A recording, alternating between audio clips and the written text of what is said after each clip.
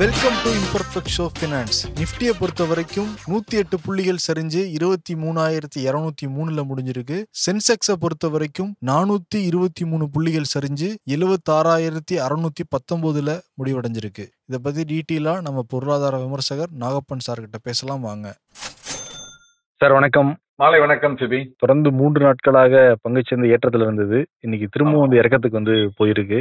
எப்படி சார் பாக்குறீங்க?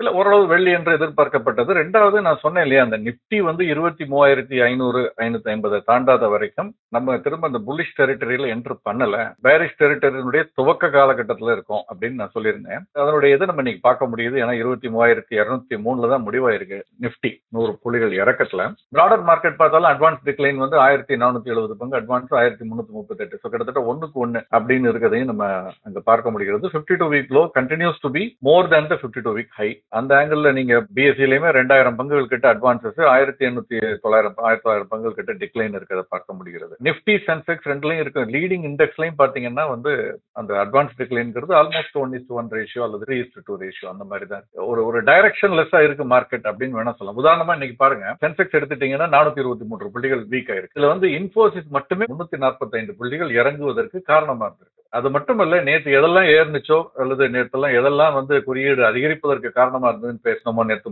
முன்தினம், அதெல்லாம் இன்னைக்கு ஐசிஐசிஐ வங்கி, ஆக்சிஸ் வங்கி, ஹெச்டிஎஃப்சி வங்கி, கோட்டக் வங்கி, பஜாஜ் பைனான்ஸ், இது சேர்த்தீங்கன்னா இது ஒரு 500 புள்ளிகள் கிட்ட, 450 புள்ளிகள் கிட்ட இருக்கு. இந்த 450 6-7 பங்குகள் நீங்க ரிமூவ் பண்ணிட்டீங்கன்னா மார்க்கெட் பாசிட்டிவ் மாதிரி இருக்கும், அல்லது இந்த வீழ்ச்சி இல்லைங்கிற மாதிரி இருக்கும். பிகாஸ் ரிலையன்ஸ் அதனுடைய கான்ட்ரிபியூஷன் இண்டெக்ஸுக்கு பாசிட்டிவா 190 பாயிண்ட்ஸ். ஸோ அதனால இது சைட்வேஸ் மூவ்மெண்ட் தான், ஒரு மிக்சட் பேக். அதுல கொஞ்சம் வீக் ட்ரெண்டோட தான் இந்த சைட்வேஸ் மூவ்மெண்ட் இருக்குங்கிறத தான் நான் பாக்குறேன். Not bullish trend. தொடர்ந்து ஐடி செக்டார்ங்கிறது டவுன் ஆயிட்டே இருக்கு. அதுக்கு ஏதாவது ரீசன் இருக்குங்களா? இல்ல, தொடர்ந்து ஏற்றத்திலேயே முதல்ல இருந்ததுங்கிறத நம்ம மறந்துடக்கூடாது.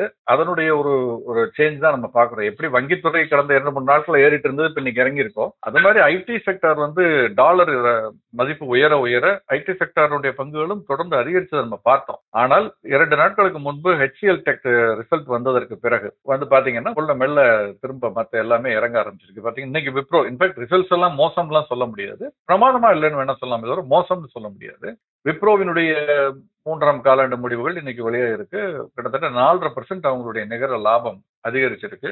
அதே மாதிரி அவங்களுடைய மார்ஜின் இருக்கு இல்லையா, ப்ராஃபிட் மார்ஜினும் 3 வருஷத்துல இல்லாத அளவுக்கு ஒரு உச்சத்தை தொட்டிருக்கு. அதுக்கு ஒரு முக்கியமான காரணம், அவங்க மேன் பவரையும் கொஞ்சம் கண்ட்ரோல் பண்ணிருக்காங்க. இந்த குவார்டர்ல எம்ப்ளாயிஸ் எண்ணிக்கை பாத்தீங்கன்னா 2,32,732. இதற்கு முந்தைய காலாண்டுல, போன வருஷம் இதே காலாண்டுல இருந்ததை விட 6,923 எண்ணிக்கை குறைவு. கிட்டத்தட்ட 7,000 பேர் ஊழியர்களுடைய எண்ணிக்கை குறைவுன்னா நீங்க அவங்களுடைய சராசரி சம்பளத்தோட தான் நீங்க பெருக்கி பார்த்துக்குங்க. அந்த அளவுக்கு அவங்க நிறுவனத்திற்கு வரக்கூடிய நஷ்டத்தை தடுத்து லாபத்தையும் அதிகரிச்சிருக்காங்க. அவங்க அதை அப்கோர்ஸ் அதை நஷ்டம் நம்ம சொல்லக்கூடாது, பட் அவங்களுக்கு வரக்கூடிய செலவுகளை குறைத்து அதை அதிகரிச்சிருக்காங்க.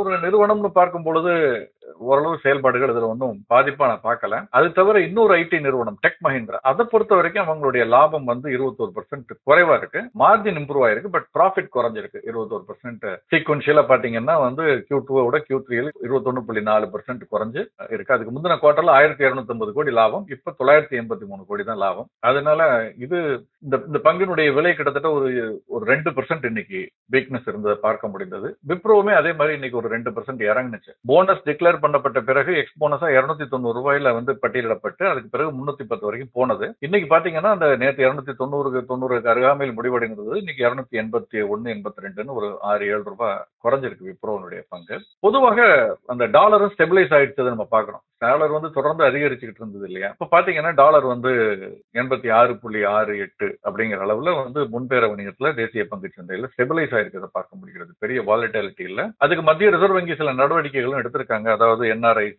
ருப்பி அக்கௌண்ட் ஃபெசிலிட்டேட் பண்றதுக்கு, அதை பத்தி நம்ம பின்னால் ஒரு தடவை பார்ப்போம். பட் ருப்பி அக்கௌண்ட்ல ருப்பி டிரான்சாக்ஷனா NRIs அந்த வெளியில இருக்கவங்க ரிப்பேட்ரியபிள் அக்கௌண்ட்ல இருக்கிறத டிரான்சாக்ட் பண்ண முடியும்னு சில ஃபெசிலிட்டிஸ் பண்ணிருக்காங்க. அது கூட ஒரு காரணமா இருக்கலாம். ருப்பி ஸ்டேபிளா இருக்கிறதுனால இந்த ஐடில பெரிய அந்த ஃபர்தர் அப்ரிசியேஷன் இருக்கும்னு எதிர்பார்க்கப்பட்டது டாலர், அது இல்ல. அதனால ஐடி ஒரு விலை குறைவா இருக்கான்னு பார்க்கணும். ரிலையன்ஸோட அந்த காலாண்டு முடிவுகள் எப்படி சார் இருக்கு? நல்லா இருக்கு. ரிலையன்ஸுடைய காலாண்டு முடிவுகள் பாத்தீங்கன்னா இந்த இதுல வந்து கிட்டத்தட்ட 21,804 கோடி. இது வந்து இதுக்கு முந்தைய ஆண்டு இதே காலாண்டோடு ஒப்பிட்டு பார்க்கும் பொழுது கிட்டத்தட்ட 12% நிகர லாபம் வந்து அதிகரிச்சிருக்கு. அதே மாதிரி ரெவென்யூ ஆபரேஷன்ஸ்ல இருந்து வந்திருக்கக்கூடிய ரெவென்யூ 2,43,865 கோடி, இதுவும் 7% அதிகரிச்சிருக்கு. இதுக்கு முக்கியமான காரணம் என்ன அப்படின்னு பாத்தீங்கன்னா, அதனுடைய ரிலையன்ஸ் அப்படின்னு பாக்குறத விட, ரிலையன்ஸ் இண்டஸ்ட்ரீஸ் அதனுடைய மெயின் பிசினஸ் பெட்ரோலியம் பிசினஸ் அப்படின்னு பாக்குறத விட வேறு சில அதனுடைய துணை நிறுவனங்கள் இருக்கு இல்லையா, அதுல ஹோல்டிங்ஸ் உங்களுக்கு இருக்கு. அது ரீட்டைல், அந்த மார்ட், ஜியோ. ஒரு உதாரணம் சொல்றேன். ஜியோ எடுத்துக்கங்க. ரிலையன்ஸ் ஜியோனுடைய ஏர்னிங்ஸ் வந்து சென்ற ஆண்டு, அதாவது டிசம்பர் 2023 அப்ப பாத்தீங்கன்னா அவங்களுடைய அந்த ஏர்னிங்ஸ் வந்து 5,208 கோடி. அந்த 5,208 கோடிக்கு நிகராக இப்ப பாத்தீங்கன்னா நீங்க வந்து 6,477 கோடி, கிட்டத்தட்ட 1,200 கோடி வந்து அதிகரிச்சிருக்கு. அதே காலகட்டத்தில் பார்க்கும் பொழுது இந்த Q4 பாத்தீங்கன்னா 5,337. நம்ம சொல்றது Q3 24க்கும் Q3 25க்கும் கம்பேர் பண்ணி சொல்றேன். 5,208ங்கிறது 6,477 வந்திருக்கு. இப்ப இந்த கரண்ட் இது பாத்தீங்கன்னா இன்னும் அதிகரிச்சுக்கிட்டு இருக்கு. ஸோ இந்த தொடர் ஏற்றம் அப்படிங்கிறது பாத்தீங்கன்னா Q1ல இந்த நடப்பாண்டுல Q1ல 5,445, Q2ல செப்டம்பர் 9 முடிதான் 6,231, இப்ப 6,477. இந்த ஜியோனுடைய ஏர்னிங் தொடர்ந்து அதிகரிச்சிருக்கிறதுக்கு காரணம் என்ன அப்படின்னு பாத்தீங்கன்னா, அவங்களுடைய ஆவரேஜ் ரெவென்யூ பர் யூசர்னு சொல்லுவோம் இல்லையா, டெலிகாம்ல ஆர்புன்னு சொல்றது, இது கணிசமாக அதிகரிச்சிருக்கு. ஓராண்டுக்கு முன்பு 181 ரூபாய் கிட்ட இருந்தது. இப்ப 203 ரூபாய், கிட்டத்தட்ட 10% அதிகரிச்சிருக்கு. அதாவது 20 ரூபாய்க்கு மேல அதிகரிச்சிருக்கு. நீங்க இந்த 20 ரூபாய் அல்லது 21 ரூபாய அவங்களுடைய நம்பர் ஆஃப் யூசர்ஸ் வந்து 48 கோடிக்கு மேல. நீங்க 48 கோடி, ஒரு ஆளுக்கு 20 ரூபாய் கூடுதுன்னா 48 கோடிக்கு எவ்வளவு கூடுதுன்னு நீங்க கணக்கு போட்டு பாருங்க. கிட்டத்தட்ட 1000 கோடி கிட்ட இந்த ஒரு 20 ரூபாய் சின்னதா ஹைக் பண்ணதன் மூலமாக அவங்களுடைய பாட்டம் லைன் 1000 கோடி அதிகரிச்சிருக்கிறதுக்கான வாய்ப்புகள் அதிகம். அதுதான் நடந்திருக்குன்னு நான் நினைக்கிறேன். இது இன்னும் மேல தொடர்ந்து அதிகரிப்பதற்கான வாய்ப்புகள் தான் இருக்கிறதுனால இந்த ட்ரெண்ட் வந்து தொடர்வதற்கான வாய்ப்புகள் அதிகம். சார், இப்ப என்னன்னா அந்த Q3 ரிசல்ட், அந்த Q2 ரிசல்ட்டை வச்சு ஒரு பங்கை வாங்குறது, பங்கை விற்கிறதுங்கிறது சரியா? ஒரு காலாண்டு முடிவு தானே இது? முன்பெல்லாம் வந்து இந்த மாதிரி காலாண்டு முடிவுகளே கிடையாது. வருஷத்துக்காக ஒரு முறை முடிவு, அதுல அரையாண்டுகளுக்கான முடிவு அவ்வப்பொழுது வரும். அதை காலாண்டு ஆக்கிட்டாங்க. இப்ப இன்னும் சில பேர் மாதம் வந்து தனிப்பட்ட முறையில சில ரிசர்ச் நிறுவனங்கள் வந்து இந்த ஃபடாலாம் சேல்ஸ் ஃபிகர்ஸ் கொடுக்குறாங்கல்ல, சியாம்லாம் ஆட்டோமொபைல், அதை இன்கார்பரேட் பண்ணி அதுக்கு இவ்வளவு காஸ்ட் இருக்கலாம், இவ்வளவு இருக்கலாம்னு உத்தேச அடிப்படையில் அவங்களே ஒரு பேலன்ஸ் ஷீட்டை ரெடி பண்ணி அதன் அடிப்படையில எல்லாம் வாங்குறாங்க. பட் ஆனா அது lot of research goes into it. அவங்க பண்ணலாம். நம்ம சாமானிய முதலீட்டாளர் இந்த மாதிரி ஒரு காலாண்டுல இருக்கிறத மட்டும் வச்சு நம்ம ஒரு முடிவு எடுக்க முடியாது. பட் நிச்சயமா அது ஒரு முக்கியமான இம்பார்ட்டன்ட் ரோலை பிளே பண்ணுது. சீக்வன்ஷியலா தொடர்ந்து அதனுடைய அடுத்தடுத்து அந்த மாதிரி இருந்ததுன்னா பெட்டர் ட்ரெயிலிங் 12 months பார்க்கணும், கரண்ட் ட்ரெண்டை பார்க்கணும், ஃபியூச்சரை பார்க்கணும். இப்படி பல விஷயங்களை ஆராய்ந்துதான் முடிவு எடுக்கணுமே தவிர காலாண்டு முடிவுகளை மட்டும் வைத்து எடுக்க முடியாது. பட் அது you cannot ignore it also. அதுல நிறைய விஷயங்கள் வரும். இதை பத்தி நான் முன்னாலே சொல்லியிருக்கேன். இந்த காலாண்டு முடிவுகளுக்கு பிறகு அந்த நிறுவனம் வந்து பெரிய நிறுவனங்கள், பல நிறுவனங்கள் வந்து கால்னு ஒண்ணு வைப்பாங்க, கான்ஃபரன்ஸ் கால்னு, முதலீட்டாளர்களோடு, பெரு முதலீட்டாளர்களோடு வைப்பாங்க. அதுல சில நிறுவனங்கள் எல்லாருமே அதுல பங்கு பெற அனுமதிக்கிறாங்க. நீங்க அதுல பங்கு பெற்றால் அதுல நிறைய கேள்விகளும் கேட்கலாம். அதுல அதோடைய டிரான்ஸ்கிரிப்ட பப்ளிஷ் பண்ணுவாங்க பிஎஸ்சி இந்தியா, என்எஸ்சி இந்தியா வெப்சைட்ல, bsindia.comல. அங்க போய் அந்த டிரான்ஸ்கிரிப்டை நீங்க டவுன்லோட் பண்ணி படிச்சு பார்த்தாலோ அல்லது அந்த ஆடியோ கூட அவங்களுடைய வெப்சைட்ல அப்லோட் பண்ணிருப்பாங்க. பல விஷயங்கள் நம்ம தெரிஞ்சுக்க முடியும். வரக்கூடிய காலகட்டங்கள்ல இந்த நிறுவனங்களுடைய செயல்பாடுகள் எப்படி இருக்கும், இம்ப்ரூவ் ஆகுமா ஆகாதா, ஆகலைன்னா ஏன் ஆகாது, அல்லது எதனால வந்து எது நடந்தா இம்ப்ரூவ் ஆகும் அப்படிங்கறதெல்லாம் அதுல வந்து அவங்க விவாதித்திருப்பார்கள். அவ்வளவு ஒரு it will throw quite a lot of light. இந்த கான்கால் டிரான்ஸ்கிரிப்ட்ங்கிறது கட்டாயமா படிக்க வேண்டிய ஒரு விஷயம். காலாண்டு முடிவுகளை பற்றி மட்டும் நம்ம போகக்கூடாது. அப்புறம் கரன்சி பத்தி நீங்க சொன்னீங்க, பிட்காயின் தொடர்ந்து இன்க்ரீஸ் ஆயிட்டே இருக்கீங்களே சார்? ஆமா, திரும்பவும் மறுபடியும் இந்த ட்ரம்ப் பதவியேற்பு நெருங்க பிட்காயினுடைய இது பாத்தீங்கன்னா 93,000 கிட்ட பார்த்தோம் ஒரு 10 நாள் முன்பு கூட. இப்ப $102,000 அப்படிங்கறத தாண்டி இருக்குது. $2,200 இன்னைக்கு மட்டும் ஏறி இருக்கு. கிட்டத்தட்ட 10% இந்த ஒரு 10 நாட்கள்ல ஏறி இருக்குது. ஸோ இது வந்து ஃபுல்லா முகத்தின் அடிப்படையில நடக்கக்கூடிய வணிகமா இருக்கிறதுனால நம்ம ஒன்றும் சொல்றதுக்கு இல்லை. இதே சமயத்துல டாலர்ல வந்து பெரிய மாற்றம் இல்லை. டாலர் வந்து 109ங்கிறது முன்னால ஏறினதுதான், 110 வரைக்கும் போயிட்டு இப்ப 109ல தொடர்ந்து இருக்கிறத பார்க்க முடியும். பட் கிரிப்டோ ஏறுது. இதெல்லாம் அவங்க இந்த கிரிப்டோ ரிசர்வ் கிரியேட் பண்றேன்னு ட்ரம்ப், இலான் மஸ்க் எல்லாம் சொல்லிட்டு இருக்காங்கல்ல. அமெரிக்கா வந்து எல்லாருமே உலகம் முழுவதும் அமெரிக்க டாலர் ரிசர்வ் வச்சிருக்கோம், அதுக்கு ஆல்டர்னேட்டா தங்கத்துக்கு போறோம். இவர் கிரிப்டோ ரிசர்வ் கிரியேட் பண்றேன்னு சொல்லியிருக்காரு. அது என்ன மாதிரி பிராக்டிகலா பண்ணுவாருன்னு பொறுத்திருந்து பார்க்கணும். அதனால கூட இந்த விலையேற்றம் இருக்கலாம். இந்த எலான் மஸ்க் பத்தி சொல்றதுனால ஜோ பைடன் அவருடைய இறுதி உரையை வந்து நிகழ்த்தி இருக்காரு அமெரிக்க மக்கள்கிட்ட. பெரும் முதலாளிகளோட கையில இனி அமெரிக்கா செல்லுங்கிற மாதிரி சொல்லியிருக்காரு. ட்ரம்ப் ஒரு முதலாளி தான், எலான் மஸ்க் ஒரு முதலாளி தான். இவ்வளவு நாள் யார் கையில இருந்தது அமெரிக்கா? அதுதான் கேள்வி. இவ்வளவு நாள் யார் கையில் இருந்தது? இப்போ இது வெளிப்படையாக இப்போ போகுது, அவ்வளவுதான். முன்னாலையுமே வந்து அங்க வந்து வார் மெஷினரி பண்ணக்கூடியவங்க, அதுக்கான எக்யூப்மெண்ட்ஸ் பண்ணக்கூடியவங்க, பல விஷயங்களை டிசைட் பண்ணக்கூடியவங்களாக, முடிவு செய்யக்கூடியவங்களாக அவங்க இருந்திருக்காங்கிறத நம்ம கடந்த கால சரித்திரங்கள்ல நிறைய தடவை பார்த்திருக்கோம். ஒரு மிடில் ஈஸ்ட்ல வார் நடந்தது எதுக்காக நடந்தது? அது டாலருக்காக நடந்ததா, பெட்ரோலுக்காக நடந்ததா, இல்ல வேற ஏதாவது கொள்கை அடிப்படையில் நடந்ததா? இதெல்லாம் நமக்கு தெரிஞ்ச விஷயம் தான். இது ஒன்றும் புதிது இல்லை. பட் இது வந்து ஒரு எக்ஸ்ட்ரீமா ஓப்பனா ஒரு பிளேட்டண்டா தெரியக்கூடிய அளவுல இருக்குதுங்கிறப்ப கொஞ்சம் ஒரு ஒரு ஒரு சாராருக்கு ஒரு பயத்தை, கவலையை ஏற்படுத்தத்தான் செய்கிறது. சாமானிய மக்களுக்கு இது பெரிய பாசிட்டிவான ஒரு விஷயமா இருக்காதுங்கிற மாதிரி தான் தெரியுது. நம்ம போக போக பார்க்கணும். ஏன்னா வெளி வாக் த டாக்கும்பாங்க, அவர் பேசினபடி செய்வாரா? ஏன்னா அவருடைய கடைசி டேர்ம் அது, ட்ரம்ப்புக்கு அடுத்து இனிமே வர முடியாது. ஸோ போறப்ப ஒரு நல்ல பேரை வாங்கிட்டு போகலாம் அப்படிங்கிற பதவிக்கு வருவது வரைக்கும் வர்றதுக்காக சில விஷயங்களை சொல்லியிருக்கலாம்.